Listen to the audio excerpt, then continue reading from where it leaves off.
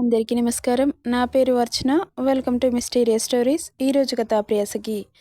ఇంట్లోకెళ్ళిన ఆరుని చూసి అనసూయమ్మ కంగారుగా పరుగున వచ్చి, "ఏమైందమ్మా? ఇంత లేట్ అయింది?" అనింది. ఏం చెప్పాలో అర్థం కాక, "అది బామ్మ, ఆఫీస్లో చాలా వర్క్ ఉంది. అందుకే లేట్ అయింది.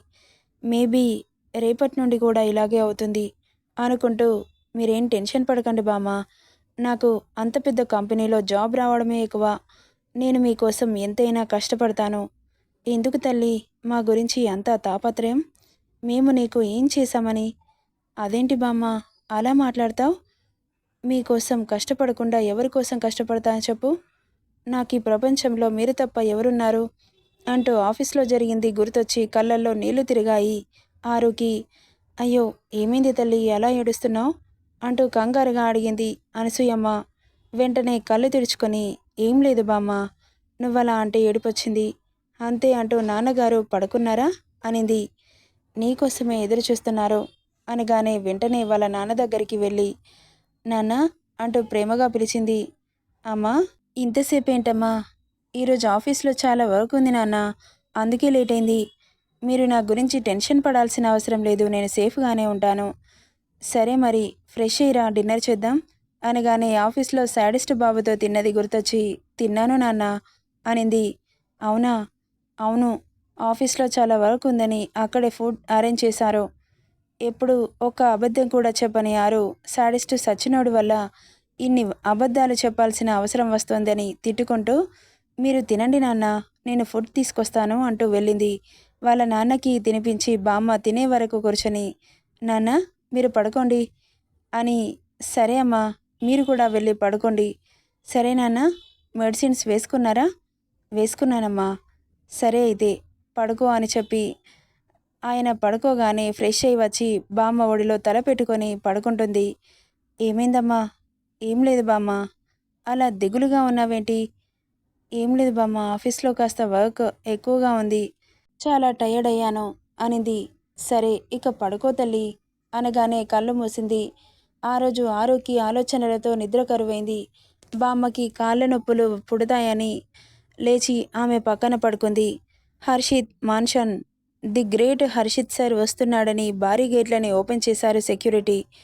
ఈ పోర్టికోలో కార్ పార్క్ చేసి స్టైల్గా ఆ కారు దిగి కీస్ని వేలితో తిప్పుతూ పాయింట్ పాకెట్లో చెయ్యి పెట్టుకొని లోపలికెళ్ళాడు. ఇంట్లోకొస్తున్న హర్షిత్ని చూసి ఆరుష్ సీరియస్గా చూస్తూ తన రూమ్కి వెళ్ళిపోయాడు. వెళ్తున్న అతన్ని చూసి ఆరుష్, "ఏమైందిరా అలా వెళ్ళిపోతున్నావు? డిన్నర్ చేశావా?" "చేశాను" అంటూ అతన్ని చూడను కూడా చూడకుండా వెళ్ళిపోతుంటే, "వీడికి ఏమైంది ఇలా బిహేవ్ చేస్తున్నాడు?" అనుకుంటూ ఆరుష్ రూమ్కి వెళ్ళి, "ఏమైందిరా పిలుస్తుంటే అలా వెళ్ళిపోతున్నావు? నువ్వు అడిగిన దానికి సమాధానం చెప్పానుగా" అన్నాడు పొడి పొడిగా మాట్లాడుతూ. "ఏమో రాని మాటల్లో ఏదో తేడా కనిపిస్తోంది. నాకు నీ ప్రవర్తనలో తేడా అనిపిస్తుంది. అలాగని నేను నిన్ను అడగలేదే" అనగానే, "ఏం అడగాలనుకున్నావో తిన్నగా అడుగు. వంకర టింకరగా మాట్లాడితే నాకస్సలు నచ్చదు. నువ్విలా బిహేవ్ చేస్తుంటే నాకు కూడా నచ్చట్లేదు బావా. రేయ్, దేని గురించి మాట్లాడుతున్నావో సరిగ్గా చెప్పి చావు. దేని గురించి మాట్లాడుతున్నానో నీకు తెలీదా బావా?" "ఓహ్, అర్థమైంది. నువ్వు ఆ అమ్మాయి గురించి అంత ఫీల్ అవ్వాల్సిన అవసరం లేదు." "ఎందుకు లేదు? తనని అంతలా టార్చర్ చేస్తుంటే నిన్ను ఎవరు అడిగేవారు లేరనా?" "ఎవరు అడిగినా ఐ డోంట్ కేర్. నాకు నచ్చిందే చేస్తాను. నువ్వు చెప్పావనో నా క్యారెక్టర్ని మార్చుకోనో నీకు నచ్చకపోతే నేనేం చేయలేను. ఈ టాపిక్లో తలదూర్చితే అస్సలు ఊరుకోను. అది నా పర్సనల్. నీ పర్సనల్లోకి నేను రావట్లేదు కదా. నువ్వు కూడా నా పర్సనల్" అని ఏదో అనబోయి ఆరుష్ని షార్ప్గా చూసి అక్కడి నుండి తన రూమ్కి వెళ్ళిపోయాడు. "వీడు మామలాగే, అస్సలు మారడు" అని గునుక్కుంటూ తన రూమ్కి వెళ్ళిపోయాడు ఆరుష్. లేట్ నైట్ అవుతుండడంతో నిద్రకి ఉపక్రమించాడు Aarush. After some time door knock అయిన సౌండ్ వినిపించగానే ఈ టైంలో ఎవరు అనుకుంటూ డోర్ ఓపెన్ చేశాడు.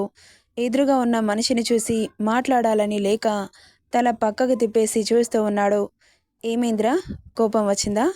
నువ్విలా చేస్తే కోపం రాక నవ్వొస్తుందా? నీకు అంతా తెలుసు కదా, మళ్ళీ ఎందుకు నన్ను కెలుకుతావు? ఎంత తెలిసినా ఒక ఆడపిల్లని అలా టార్చర్ చేయడం ఎంతవరకు కరెక్ట్? నాకు నీతి సూత్రాలు బోధిస్తున్నావా? నువ్వెలానైనా అనుకో బావా. ఆమెనలా బాధ పెడుతుంటే నేను చూడలేకపోతున్నాను. ఆమెను బాధ పెడుతున్నానని నాకనిపించాలి. ఎదుటి వాళ్ళకనిపిస్తే నేనేం చేయలేను. అదేంటి బావా! అంత మనసు లేనివాడిలా అలా మాట్లాడుతున్నావు? కరెక్ట్‌గానే మాట్లాడుతున్నా గానీ, నా ఇగో సాటిస్ఫై అయ్యే వరకు ఆమెతో ఇలాగే ఉంటాను. నీకు తెలుసు కదా! 12 ఇయర్స్ నేను ఎంత బాధపడ్డానో. నువ్వు బాధపడిన దానికి తననెందుకు బాధ పెడుతున్నావు? తను చేసిన తప్పేంటి నీకు తెలీదా? అందులో తన తప్పేముంది? Stop it Aarush. ఇక ఆవిడ గారి గురించి మన దగ్గర టాపిక్ ఇంకెప్పుడూ రాకూడదు. సరే బావా, వెళ్ళి పడుకో. నాకు నిద్రొస్తోంది అంటూ డోర్ వేస్తుండగా డోర్ ఓపెన్ చేసుకొని చొరవగా లోపలికి వచ్చి అతడి తల మీద చెయ్యి వేసి, నీకేమైందిరా? ఎందుకిలా బిహేవ్ చేస్తున్నావు? నేను కాదు బావా, నీ బిహేవియరే విచిత్రంగా అనిపిస్తోంది. నీకు ఊహ తెలిసినప్పటి నుండి ఒక అమ్మాయి వంక కూడా చూడని నువ్వు ఆ అమ్మాయిని అంతలా టార్చర్ చేస్తుంటే ఆశ్చర్యమేస్తోంది. అసలేం ఉద్దేశించి ఇదంతా చేస్తున్నావో నాకైతే ఏం అర్థం కావట్లేదు. నేను ఇక్కడికి రావడానికి కారణం కూడా ఆ అమ్మాయే. మావయ్య నన్ను ఆరుని సేవ్ చేయడానికి ఇక్కడికి పంపాడు. నువ్వేమో ఎవరు ఏం చెప్పినా వినే స్థితిలో లేవు. నీ వల్ల ఆ అమ్మాయికి ఏదైనా అయితే మావయ్య అస్సలు ఊరుకోడు. కొడుకు అని కూడా చూడకుండా నేను నిలువునా పాతేస్తాడు. అవునులే, ఆయన గారు నా గురించి ఎప్పుడూ ఆలోచించారని, నన్ను ఎప్పుడు అర్థం చేసుకున్నారని, నేను ఇక్కడికి రావడానికి కారణం కూడా డాడీకి తెలీదా? ఆయనకి చెప్పే వచ్చానుగా. ఆయనను అడిగి వచ్చిన సంగతి నిజం కాకపోతే మరీ ఇంతలా టార్చర్ చేస్తే ఆ అమ్మాయి టార్చర్ భరించలేక ఏదైనా చేసుకుంటే నా గురించి నువ్వేమనుకుంటున్నావో కరెక్ట్‌గా చెప్పరా? అన్నాడు హర్షిత్. నీ గురించి నేనేమనుకుంటున్నాను? ఏమనుకోవట్లేదు బావా. ఎందుకంటే ఇప్పటివరకు నీ మీద చాలా నమ్మకం ఉండే. కానీ ఆ అమ్మాయిని ఎలా టార్చర్ చేస్తుంటే భయం వేస్తోంది. నీ టార్చర్ భరించలేక చచ్చిపోతుందేమోనని. అది చావాలంటే నా పర్మిషన్ తీసుకొని చావాలి. చచ్చిపోయే రైట్స్ కూడా దానికి లేవు. నువ్వేం టెన్షన్ పడకు. దానికంత సీన్ లేదు కానీ. మరి ఇదంతా ఎందుకు చేస్తున్నావు? చెప్పానుగా, నా ఈగో సాటిస్ఫై కోసమని. మునుని కూడా ఎవరైనా ఇలా టార్చర్ చేస్తే ఊరుకుంటావా? అక్కడే నరికి పోగులు పెడతా అన్నాడు ఎర్రగా మారిన కళ్ళతో. ఎగ్జాక్ట్లీ. మరి ఆమెనెందుకు అలా టార్చర్ చేస్తున్నావు? తనకు అన్నో తమ్ముడే ఉంటే ఊరుకునేవాడా? ఏం పీకుతాడు? నన్నేదైనా చేసే దమ్ముందా వాడికి?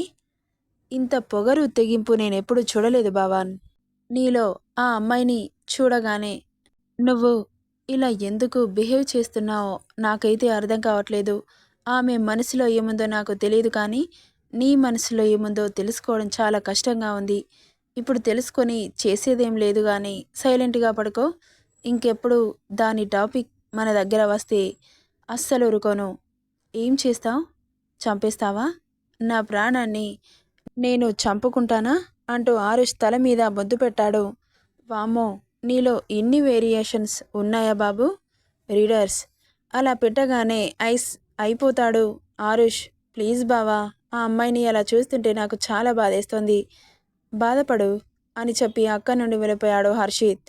వామ్మో! నీ క్యారెక్టర్ ఏందిరా అయ్యా? మాకసలే అర్థం కావట్లేదు. వెళ్తున్న హర్షిత్‌ని చూసి ఆలోచనలో పడింది ఆరుష్. ఎందుకిలా ఆ అమ్మాయిని టార్గెట్ చేస్తున్నాడు? ఛ! ఒక్కటి తిన్నగా చెప్పడు అని అనుకుంటూ నిట్టూర్పు విడిచి బెడ్ మీద వాలిపోయాడు. ఇక్కడ బాబు ఆల్రెడీ డిన్నర్ చేయడంతో పని రాక్షసునిలాగా లాపీలో తలదూర్చాడు. డే మొత్తం ఆరుతో ఉన్న సంఘటనలు ఒక్కోటి గుర్తొస్తుంటే బాబు ఫేస్లో నవ్వు విరిసింది. నన్ను ఎంతలా బాధ పెట్టావే, నీ సంగతి చెబుతా అని అనుకుంటూ వర్క్లో లీనమయ్యాడు. నెక్స్ట్ పార్ట్లో ఏం జరుగుతుందో చూద్దాం. ఈ స్టోరీ ఎలా ఉందో కామెంట్ చేయండి guys. Thank you for listening.